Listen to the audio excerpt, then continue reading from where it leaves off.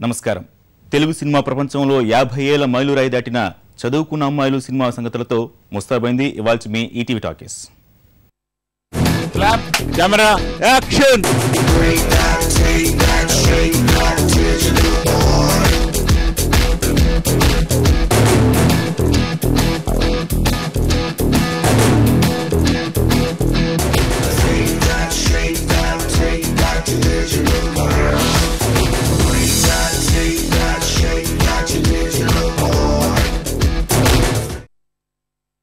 సినిమాలు విడుదలయ్యాక చరిత్ర సృష్టిస్తాయి. అయితే తెరకెక్కించడానికి ముందే చరిత్రను సృష్టించిన చిత్రం చదువుకున్న అమ్మాయిలు. అప్పటి వరకు ఉన్న మద్రాస్ సెంటిమెంట్ను రూపుమాపి భాగ్యనగరానికి తెలుగు సినిమా రావడానికి తోడ్పడిన ఎన్నో చిత్రాల్లో ఇది కూడా ఒకటి. లవకుశ లాంటి పౌరాణిక చిత్రం రంగులో విడుదలై వసూళ్ల వరద పారిస్తుంటే ఆ పోటీల్లో 5 కేంద్రాల్లో శతదినోత్సవం జరుపుకున్న చదువుకున్న అమ్మాయిలు 50 ఏళ్ల మైలురాయిని దాటింది.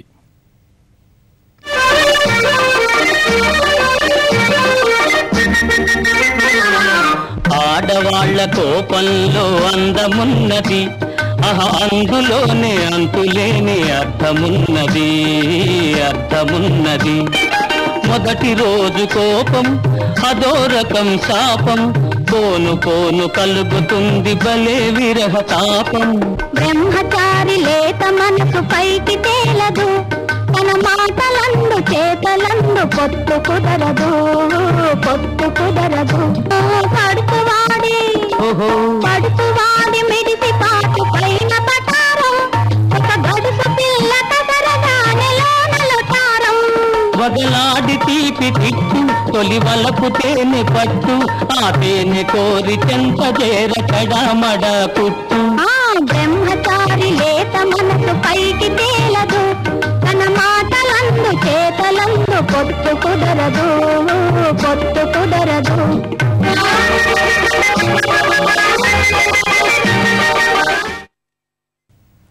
హైదరాబాద్లో సారథి స్టూడియోస్ ఉన్నప్పటికీ నిర్మాణానికి అవుతున్న ఖర్చు పెరగడం వల్ల మళ్లీ సినిమాలన్నీ చెన్నైలోనే నిర్మాణం అవుతూ వచ్చాయి. ఫలితంగా స్టూడియో మూతపడింది. నిర్మాణానికి అయ్యే అదనపు ఖర్చు ప్రభుత్వమే భరిస్తుందన్న నాటి ముఖ్యమంత్రి మర్రి చెన్నారెడ్డి హామీతో దగ్గుపాటి మధుసూదన్ రావు సారథి స్టూడియోను తెరిపించి అక్కడున్న మెచ్చల్ కెమెరాని వినియోగించుకుని నిర్మాణాంతర కార్యక్రమాలు సహా భాగ్యనగరంలోనే జరిపించి ఈ చిత్రాన్ని తెరకెక్కించారు.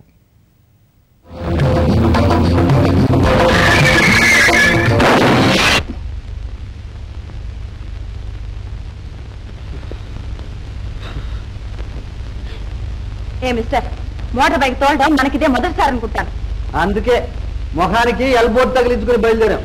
మాటలు జాగ్రత్తగా రాని. ఆ మాట మీకు వర్తిస్తుంది. మీ బోటి చేతగాని వాళ్ళు డ్రైవ్ చేయబట్టే అమాయక ప్రజలు ఈ చక్రాల కింద నలిగి రోజు వేలకు వేలకు చూస్తున్నారు. ఆ సిద్ధాంతం నీకు వర్తించదు మిస్టర్. నువ్వు ఇంకా బ్రతికే ఉన్నావు. అది నా అదృష్టం. క్షమించండి, తప్పు నాది. మీరు కూడా అలాగే అంటే ఎంత బాగుండేది. అంత ప్రాధాయపడాల్సిన అవసరం నాకేం లేదు. రావసు. ఆగండి. ఈ వ్యవహారం అంత తేలిగ్గా అవుతుంది అనుకున్నారా? అన్యాయంగా నా సైకిల్ తుక్కు చేశారు. బంగారం లాంటి నా చెయ్యి విరగ్గొట్టారు. ఈ చెయ్యి ఇంకెందుకైనా పనికొస్తుందా? మీ మీద పోలీస్ కేసు పెట్టి మీ అంతు కనుక్కుంటాను. చాలా థ్యాంక్స్ అండి. ఒక అబద్ధమైన అడగకుండా మాకు చాలా సాయం చేశారు.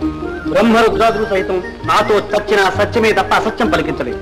మొదట్లో మిమ్మల్ని చాలా అపార్థం చేశాను, క్షమించండి. ఎంత మాట! అపార్థాల్లోంచి అనురాగాలు పుట్టుకొస్తాయండి.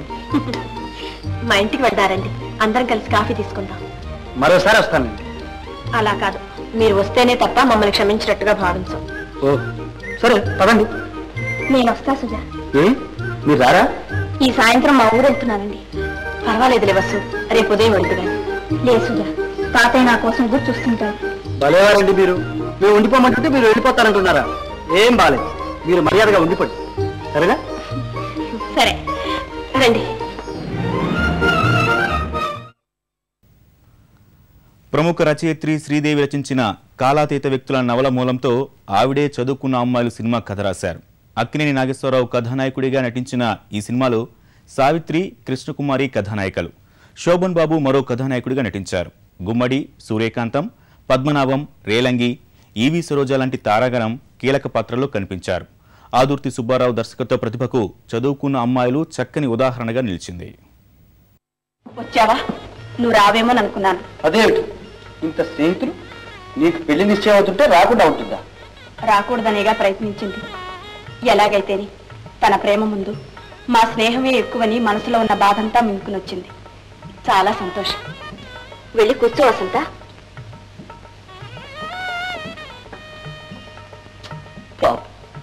ఎందుకు అలా ఏడిపిస్తావు? కాబోయే భార్య గారి మనసు ఆ మాత్రం కష్టపడితే గట్టిపడుతుందిలేండి.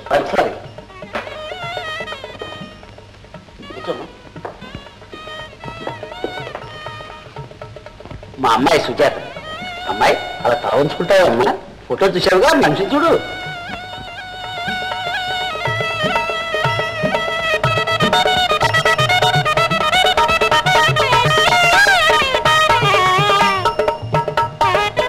అబ్బాయి నీకు నచ్చినట్టేనా? Okay sir. మరి నీకు? Okay sir. నాకు తెలుసు, మాదేముంది, పెద్దవాళ్ళం. మీరు సరే అనుకుంటే ఆశీర్వదించడమే మా పని. శుభం తథాస్తు.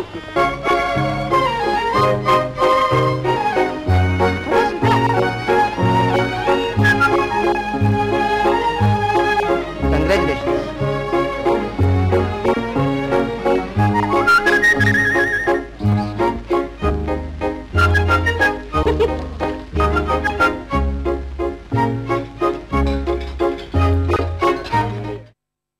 ఓ చిన్న యాక్సిడెంట్ ద్వారా తారసపడ్డ బ్యాంకు ఉద్యోగి అయిన కథానాయకుడు, ఇద్దరు కథానాయకులు మిత్రులుగా మారతారు. ఇద్దరు హీరోని ప్రేమిస్తారు. మిత్రురాలి ప్రేమ విషయం తెలిసిన మరో కథానాయిక వేరే పెళ్లి చేసుకుంటుంది. అంతా సుఖంగా సాగుతున్న తరుణంలో మంచిగిపోయిన కథానాయకుడు బ్యాంకు డబ్బు పోగొట్టుకుని దోషిగా మారతాడు.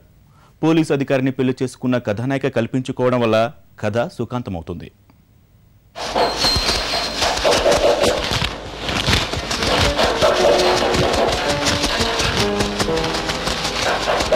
డబ్బు తెచ్చావా?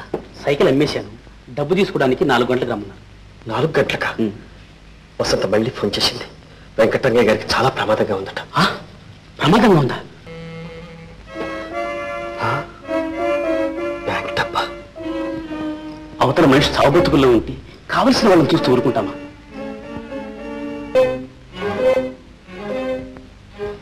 ఏమో ఆనంద్, సాయంత్రం 5 గంటలకల్లా cash box agent hand over చేయాలి. ఈలోగా డబ్బు తీసుకొచ్చి ఇచ్చే పూచి నాది.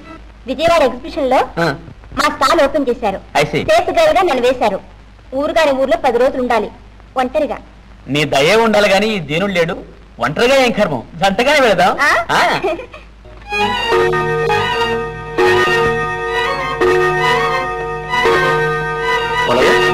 ముసలాయనకి ఎలా ఉంది? చాలా ఆయాసపడిపోతున్నారు బాబు. ఆనంద్ రాలా? రాలేదు బాబు. డాక్టర్ తీసుకురాలేదు? తీసుకురాలేదు బాబు. ఆనంద్ వచ్చాడా? పొద్దున్నే సైకిల్ అమ్మి డబ్బు తీసుకెళ్ళిపోయాడు సార్. అవును ఇన్స్పెక్టర్ గారు, పేరు శేఖర్. క్యాష్ బాక్స్ లో డబ్బు దొంగలించి పరారయ్యాడు. 1000 రూపాయలు. బ్యాంకు గుమాస్తా శేఖర్ ఉండేది ఇక్కడేనా? అవునండి. ఓహో, 203 104 ఇక్కడే ఉందండి.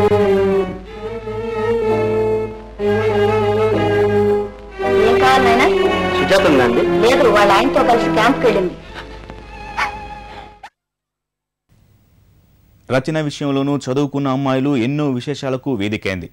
కథ రాసే సమయంలో రచయిత్రి శ్రీదేవి మరణించారు. అనంతరం యుద్ధనపూడి సులోచనారాణి చేత పూర్తి చేయించారు. గోపీచంద్ చేత మాటలు రాయించారు. కొన్ని రాశాక ఆయన కూడా మరణించారు. అప్పుడు మాటలు రాయమని ఆత్రేయుని కోరితే ఆయన భయపడ్డారట. అందుకే ఆదుర్తి సుబ్బారావు, దుక్కిపాటి మధుసూదన్ రావు కలిసి మిగిలిన మాటలు రాశారు. వీళ్ళిద్దరితో కలిసి కళా తపస్వి కె విశ్వనాథ్ ఈ సినిమా స్క్రీన్ పై రచన చేయడం మరో విశేషం. ఇప్పుడు ఏం చేస్తున్నారు అక్కడ? మామూలు పనే. అంటే టోకెన్ తీసుకోవడం, డబ్బు ఇవ్వడం, టోకెన్ తీసుకోవడం, డబ్బు ఇవ్వడం. అయితే ఒకసారి రండి, మంచి మాట చెప్తాను. ఇప్పుడే రమ్మంటారా? ఎంత త్వరగా వస్తే అంత మంచిది. సరే, పని అయిపోతే వచ్చేస్తాను. ఏమిటండి ఆ పని? అదేనండి, టోకెన్ తీసుకోవడం, డబ్బు ఇవ్వడం, టోకెన్ తీసుకోవడం, డబ్బు ఇవ్వడం.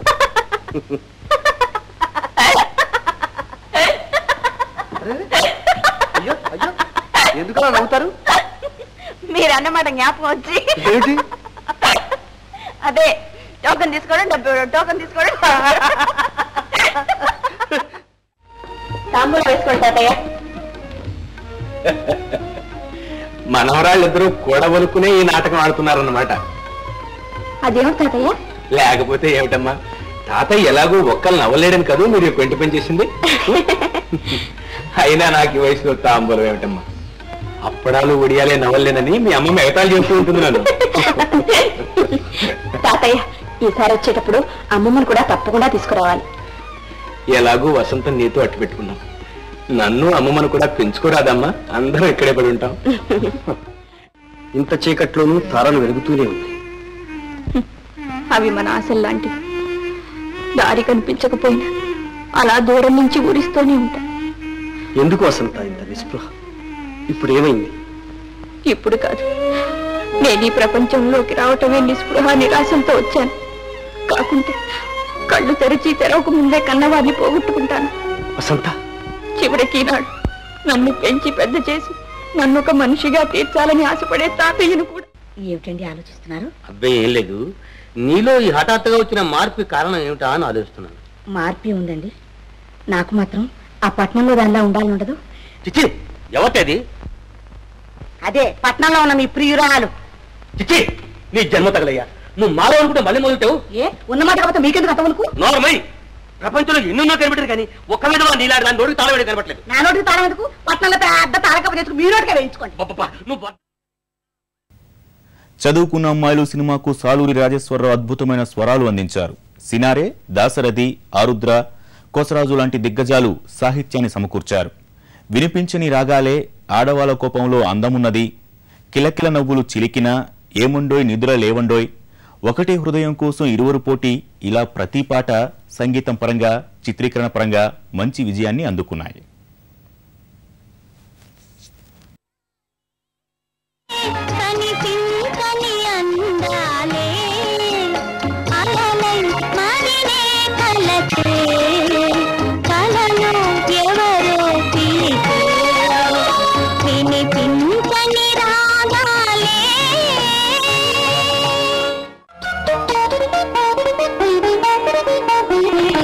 ఒకటే హృదయం కోసము ఇరువురి పోటీ దోషము, ఒకటే హృదయం కోసము ఇరువురి పోటీ దోషము, ఒకటే హృదయం కోసము. ఓహో చక్కని చిన్నది కొయ్యారంగా ఉన్నది, ఊరించేటి కన్నులతో నన్నే చూడన్నది. చిన్నది చాలా మంచిది, నిన్నే నమ్ముకున్నది, నీవే తప్ప వేరెవరూ లేరన్నది. కిలకిల నవ్వులు చిలికిన పలుకును నాలో బంగారు వీణ, కరగిన కలలే నిలిచిన విరిసెను నాలో మందారమాల. నీకో తోడు కావాలి, నాకో నీడ కావాలి, ఇదిగో పక్క నుండి చక్కనైన జోవని, ఓ నన్నే నీ దాన్ని చేసుకోవాలి. ఏమిందో నిదురలేమిందో, ఎందుకు కలలో కలవరింటా, ఎవరిని తలచి కలవరింటా, ఎదుటకు రాగా ఏలై మగతా. ఏమిటి అవతారం, ఎందుకు ఈ సింగారం, ఏమిటి అవతారం, ఎందుకు ఈ సింగారం, పాత రోజులు గుర్తొస్తున్నది, ఉన్నది ఏదో జవగారం. చాలును మీ పరిహాసం, ఇక వసంత నీ కోసం. చదువుకున్న అమ్మాయిలు స్క్రిప్ట్ రచన మొత్తం పూర్తయ్యాక సెంటిమెంట్ ప్రకారం షూటింగ్ను మద్రాసులోనే జరపాలని బి నాగిరెడ్డి దుక్కిపాటిని ఆహ్వానించిన ఆయన సున్నితంగా తిరస్కరించారు. ముఖ్య నటీనటులు, ముఖ్య సాంకేతిక నిపుణులు చెన్నై నుంచి పిలిపించి స్థానికంగా లభించే వనరులతో షూటింగ్ పూర్తి చేశారు. హోటల్లో ఉంటే నిర్మాతకు అదనపు ఖర్చని భావించిన తారాగణం సారథి స్టూడియోలోని 6 గదుల్లోనే సర్దుకుని షూటింగ్ను పూర్తి చేశారట. ఊరంతా పుక్కరుగా ఉంది సార్. అమ్మగారు బ్యాంకు వచ్చారు సార్. ఏ అమ్మగారు? మీ అమ్మగారే. నాన్ సెన్స్, మా అమ్మగారు. సారీ సార్, సుజాత అమ్మగారు. అదే సార్ చెప్తున్నాను, శేఖర్ నిర్దోషిని అతని మీద కేసు విత్డ్రా చేయమని కోరారు సార్. కావాలంటే అతను పట్టుకుపోయిన డబ్బు అమ్మగారే చెల్లిస్తామని అన్నారు సార్. వసంత, నిజానిజాలు తెలుసుకోకుండా. తెలియకే తెలుసు, మోసాలు చేయగల వాళ్ళు వేషాలు కూడా వేయగలరని బాగా తెలుసు. అంతేకాదు మీ మీద అరెస్ట్ వారెంట్ ఉందని మీ వెంట పోలీసులున్నా అని కూడా తెలుసు. వసంత, ఇదంతా ఏ పరిస్థితుల్లో ఎందుకు చేయాల్సి వచ్చిందో నీకు ఉత్తరం రాశాను, అందలేదా? రాయని ఉత్తరం ఎలా అందుతుంది? పోనండి, జరిగిందేదో జరిగిపోయింది. నా బ్రతుకేదో నన్ను బ్రతకనివ్వండి. దయచేసి వెళ్ళండి. ఎవరు? నేనే. ఎంత సాహసం చేశారు! వారు చూశారంటే ఏం చేయను సుజాత, ఈ ఆపదలో నన్ను ఆదుకోవడానికి రక్షించడానికి నువ్వు తప్ప ఎవ్వరూ లేరు. ఆనంద్ చివరికి ఎంత ద్రోహానికి బలపడ్డాడు. అటు లత జీవితం పాడు చేసింది చాలక ఇటు వసంత బ్రతుకు నాశనం చెయ్యాలని చూస్తున్నాడు. సరే, ఇదేదే నువ్వు చూస్తాను, నువ్వు మాత్రం వెంటనే.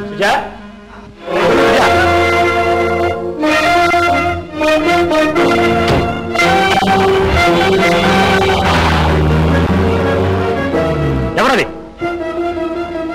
శేఖర్ కదూ? నాకు తెలియదు.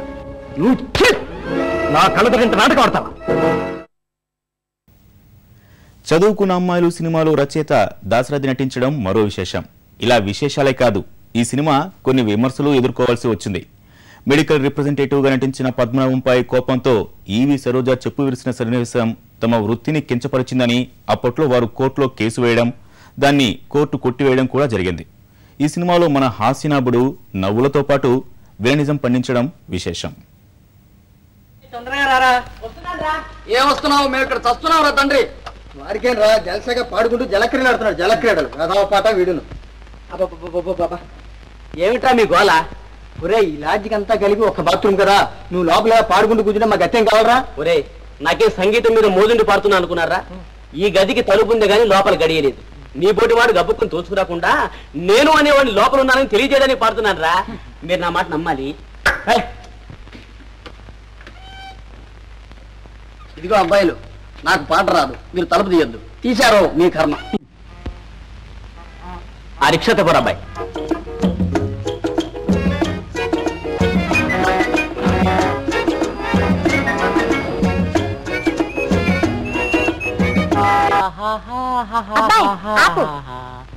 ఆపరా అబ్బాయి, నువ్వు ఆపు.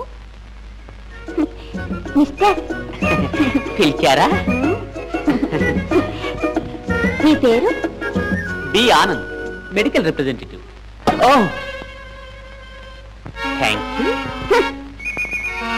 మిస్టర్, ఒకటేం చేసుకుంటా, ఇది కూడా తీసుకెళ్ళు. Double thanks. Thank you. తెలుగులో తొలి పూర్తి నిడివిగేల రంగుల చిత్రం లవకుశ విడుదలైన 12 రోజులకు ప్రేక్షకుల ముందుకొచ్చిన చదువుకున్న అమ్మాయిలు మంచి విజయాన్ని అందుకోవడం విశేషం. విజయవాడ, గుంటూరు, తిరుపతి, రాజమండ్రి, నెల్లూరు కేంద్రాల్లో శతదినోత్సవం జరుపుకుంది. యువత మనస్తత్వాలకు, మనిషి ఆశ, అవసరం మధ్య నలిగే జీవితాలకు ప్రతిరూపంగా నిలిచిన ఈ చిత్రం విడుదలై 50 ఏళ్లు గడుస్తున్నా ఇంకా జరుగుతున్న చరిత్రే కదా అనిపిస్తుంది.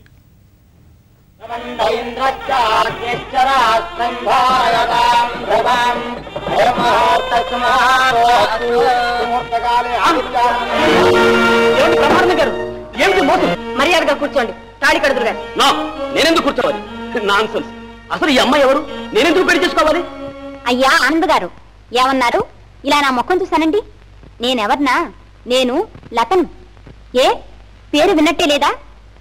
పెళ్లి చేసుకుంటానంటూ నమ్మించి అర్థంతరంగా వదిలేసి వచ్చారే, ఇంకా గుర్తు రాలేదు? ఇప్పుడు తెలిసిందా నిజమైన కదా? ఇక ఎవరికి జరిపిస్తారో జరిపించండి పెళ్లి. విన్నావా మా లక్ష్మమ్మ? ఎంత మోసం, ఎంత మోసం! ఇంకాస్తుంటే మా కొంపే మునిగేది. నేనంతా నన్ను క్షమించాలి.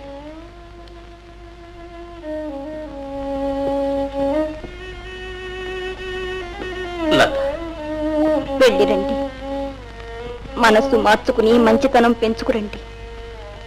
అంతవరకు మీకోసం వేచి ఉంటాను.